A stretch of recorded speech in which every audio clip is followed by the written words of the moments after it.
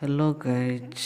तो आज टाइम आसिक गलानी 11 पाखापाखि ହେଇଗଲାଣି ସେ ତ ଆସିକି ଦେଖୁଛି ବର୍ଷା ବହୁତ ଜୋର ହେଉଛି। ଦେଖିପାରୁଥିବେ କେମିତି ବର୍ଷା। ତ ଏମିତି ବର୍ଷା ମୋତେ ତ ଗାଧୋଇବାକୁ ଟିକେ ଭଲ ଲାଗେ, ତ ମୁଁ ସିଧା ଯାଇକି ମାଡ଼ି ପଡ଼ିଲି ଗାଧୋଇବାକୁ।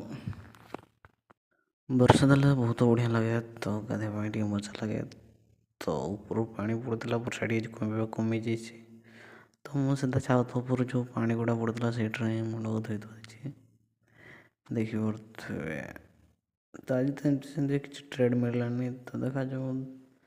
ତ ଗାଇଜ୍ ସନ୍ଧ୍ୟା ହେଇଗଲା ସନ୍ଧ୍ୟା, ତ ଏମିତି ଟ୍ରେଡ଼୍ ଖୋଜି କିଛି ପାଇଲିନି, ତ ଆଜି ପାଇଁ ଏମିତି କିଛି କରିନି।